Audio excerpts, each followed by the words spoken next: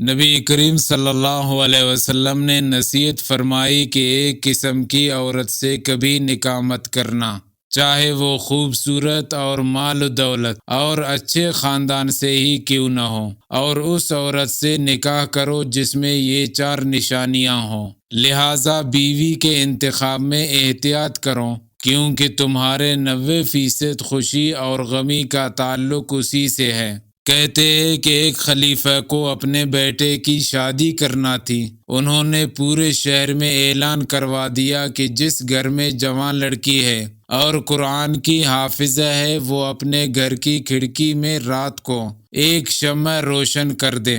اس رات پورے شہر کی کھڑکیوں میں شمع روشن تھی۔ ان کے لیے فیصلہ کرنا مشکل ہو گیا۔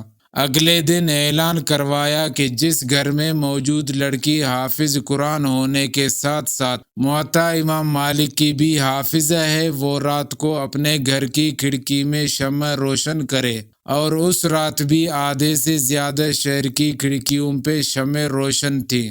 معقل ابن یسار رضی اللہ عنہ کہتے ہیں کہ رسول اللہ صلی اللہ علیہ وسلم کے پاس ایک شخص آیا اور اس نے عرض کیا کہ مجھے ایک عورت ملی ہے جو اچھے خاندان والی ہے، خوبصورت ہے، لیکن اس سے اولاد نہیں ہوتی، تو کیا میں اس سے شادی کر لوں؟ آپ صلی اللہ علیہ وسلم نے فرمایا نہیں۔ پھر وہ آپ کے پاس دوسری بار آیا تو بھی آپ صلی اللہ علیہ وسلم نے اس کو منع فرمایا۔ پھر تیسری بار آیا تو آپ صلی اللہ علیہ وسلم نے فرمایا، خوب محبت کرنے والی اور خوب جاننے والی عورت سے شادی کرو، کیونکہ بروز قیامت میں تمہاری کثرت کی وجہ سے دیگر امتوں پر فخر کروں گا۔